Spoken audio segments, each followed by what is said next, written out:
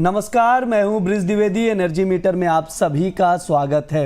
America और Iran के बीच युद्ध चल रहा है। इजराइल भी लगातार ईरान पर हमले कर रहा है और ईरान खाड़ी देशों पर भी हमले कर रहा है। ये एक तनावपूर्ण स्थिति बनी हुई है, एक दूसरे पर हमले किए जा रहे हैं, मिसाइलें दागी जा रही हैं, लेकिन इसका असर पूरी दुनिया भर के मार्केट पर दिखाई दे रहा है, चाहे बुलियन मार्केट हो, एनर्जी मार्केट हो और इसके अलावा बेस मेटल्स के प्राइजेस की बात हो, शेयर बाजार हो, सभी जगहों पर इसका असर दिख रहा है। खासतौर पर क्रूड ऑयल के में अच्छी खासी उछाल हम लोग देख रहे हैं इस वॉर की वजह से। ब्रेंट क्रूड अभी भी $106-107 पर ट्रेड कर रहा है, यानी वॉर प्रीमियम अभी भी बरकरार है। पैनिक सिचुएशन दिखाई दे रहा है क्योंकि 100 के ऊपर जब तक ब्रेंट सस्टेन कर रहा है, पैनिक सिचुएशन है। WTI क्रूड की बात की जाए तो $94 पर अभी हम लोग देख पा रहे हैं। घरेलू बाजार में भी हल्की डिप आई है, लेकिन अभी भी तनावपूर्ण स्थिति बनी हुई, जिसकी वजह से प्राइजेस को सपोर्ट मिल रहा है। नेचुरल गैस की बात की जाए, प्राइजेस 300 के ऊपर गए थे, वहां से गिरकर 293 पर पहुंच गए। ऐसे में ट्रेडर्स क्या करें, क्या स्ट्रैटेजी बनाई जाए, वो हम समझने की कोशिश करेंगे। हमारे साथ जुड़ रहे हैं कमोडिटी समाचार सिक्योरिटीज के को founder head of research Ankit Kapoor ji. Ankit sir नमस्कार, स्वागत है आपका द बोनस में। जी नमस्कार सर, इस वॉर को कैसे देख रहे हैं आप? क्या खत्म होता हुआ दिखाई दे रहा है या अभी और लंबा चलेगा? क्योंकि ट्रम्प की ओर से सैंक्शन हटाने की बात की जा रही है अमेरिका की ओर से। देखिए, अमेरिका की ओर से करी जा रही है, लेकिन अभी तक कोई आधिकारिक वहां पे कोई सूचना नहीं है कि वहां पे कोई सैंक्शंस हटेगा कि नहीं हटेगा। और बाकी चीजें हैं कि डोनाल्ड ट्रंप हैं, कब कौन सा नया तनाव दे दे मार्केट के अंदर, वो तो किसी को भी नहीं पता है। और कंडीशंस यहाँ पे काफी स्लगिश हो चुकी हैं, चाहे नेचुरल गैस हो चाहे क्रूड ऑयल प्राइसेस हो, दोनों के अंदर हम देख रहे हैं काफी एक रेंज में हो गया है। तो मार्केट भी कहीं ना कहीं नए कोई डेवलपमेंट की तैयारी कर रहा है या फिर नए एक्सपेक्टेशन की तैयारी कर रहा है कि नया एक्सपेक्टेशन क्या होगा, उसके बाद ही हम आगे के रैली या फिर कुछ भी देख पाएंगे। जहां पे गैस प्लांट को भारी नुकसान हुआ है, अब उसका कितना नुकसान है उसका आकलन करना जरूरी है। तो मुझे लगता है कि कोई भी अगर गैस प्लांट में, क्योंकि प्लांट्स बहुत हैवी होती हैं, चाहे ऑयल प्लांट हो, उसमें अगर कोई भी नुकसान हुआ है तो उसको रिकवर करने में बहुत टाइम लगता है। कोई कोई प्लांट तो ऐसे हैं जिसको रिकवर करने में 3-3 साल का टाइम लग जाता है। तो ऐसी सिचुएशन में कहीं ना कहीं डिस्ट्रप्शन हमको देखने को मिलेगा, गैस प्राइसेस में भी देखने को मिलेगा। ओवरऑल अगर सिचुएशन देखें तो क्रूड ऑयल प्राइसेस में भी कहीं ना कहीं अभी जो सप्लाई है उसमें कहीं ना कहीं कंस्टेंट देखने को मिल रहा है। इसलिए मुझे लग रहा है कि अभी हाल फिलहाल में एक रेंज में ही ट्रेड करता हुआ नजर आ रहा है। क्रूड ऑयल की बात करें तो 8,500 नीचे में है, 9,400 ऊपर में है। ब्रेकआउट का इंतजार जरूर रहेगा। सर, अभी आपने जिक्र भी किया गैस प्लांट का, तो आपको बता दूं कतर के जो रास लफान गैस हब है वहाँ पर ही ईरान ने अटैक किया। और कतर एनर्जी के जो CEO हैं उनका कहना है कि जो ये नुकसान हुआ इसकी भरपाई करने में 3 से 5 साल लग जाएंगे।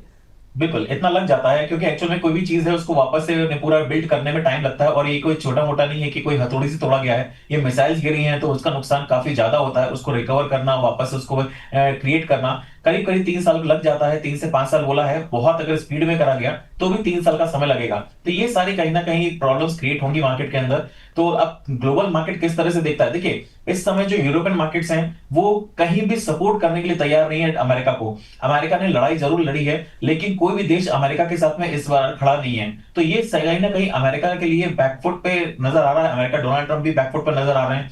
अब कंडीशंस क्या निकल के आती हैं, वो ईरान के साथ में कितना समझौता कर पाते हैं, वो अपने ईगो को कितना दबा सकते हैं, वो देखना बहुत जरूरी होगा। क्योंकि कहीं ना कहीं यहाँ पे अब ईगो क्लैश होगा।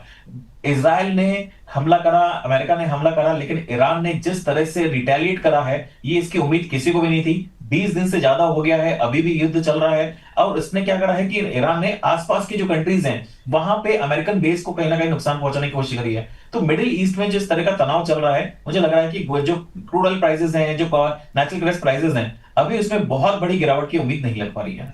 अभी बहुत बड़ी गिरावट की उम्मीद दिखाई नहीं दे रही, यानी प्राइसेस को सपोर्ट मिल रहा है। जब तक ये युद्ध और वॉर चलता रहेगा हम लोग अपसाइड मूवमेंट ही देखेंगे। सर, आज के लिए क्या व्यू है, क्या कुछ लेवल्स इंपॉर्टेंट हैं ब्रेंट के, WTI के और घरेलू बाजार में क्रूड ऑयल को लेकर क्या कुछ लेवल्स इंपॉर्टेंट नजर आ रहे हैं सर?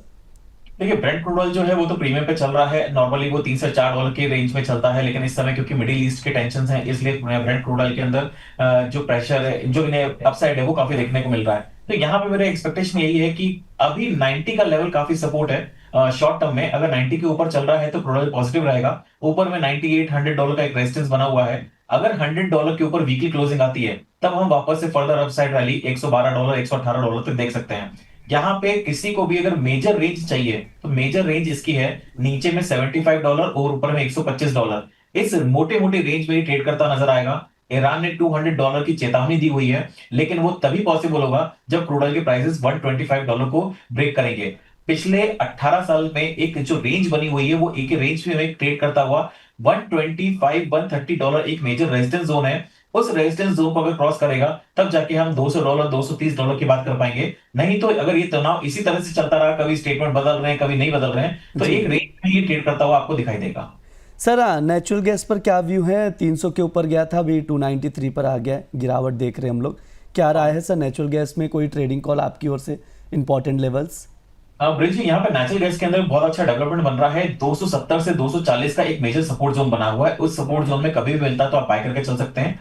इस वीक का क्लोजिंग कैसी रहती है उसको देखना बहुत जरूरी होगा। अगर इस वीक में नेचुरल गैस 300 के ऊपर अगर क्लोज होता है, मैं फिर बोल रहा हूँ, नेचुरल गैस अगर 300 के ऊपर क्लोज होता है तो आने वाले टाइम में 320 325 और उसके बाद 360 तक के टारगेट्स यहाँ पे देखने को मिल सकते हैं। तो 290 के आसपास अगर किसी को खरीदारी करनी कर सकते हैं। शॉर्ट स्टॉप लॉस जो लगाना है 270 का लगाइए। शॉर्ट टर्म टारगेट 320 तक यहाँ पे देखने को मिल सकता है। नेचुरल गैस में खरीदारी की सलाह दी जा रही है 290 पर लॉन्ग करके चल सकते हैं। 320 तक के टारगेट के लिए 270 का स्टॉप लॉस लगाएं, ये अंकित सर की राय है। सर, समय भी हो चुका है, डिस्क्लेमर दे दीजिए। जी, मार्केट में मेरी कोई पोजीशन नहीं है। जो भी मैंने बात करी है सारे के सारे अनबायस्ड है। प्लीज बिना स्टॉप लॉस के मार्केट में ट्रेड मत करिए और अपने एडवाइजर की सलाह जरूर लीजिए। जी सर, बहुत बहुत शुक्रिया सर आज की चर्चा में जुड़ने के थैंक लिए। You so much. ये हमारा एनर्जी मीटर शो है। इस दौरान तमाम एनर्जी कमोडिटीज़ पर बातचीत की जाती है। स्पेशली हमारा फोकस्ड क्रूड ऑयल और नेचुरल गैस पर रहता है। उसके फंडामेंटल्स जानते हैं हम लोग और कुछ टॉपिक्स भी बताए जाते हैं, लेवल्स बताए जाते हैं जिन पर ट्रेडर्स नज़र बनाकर चल सकते हैं।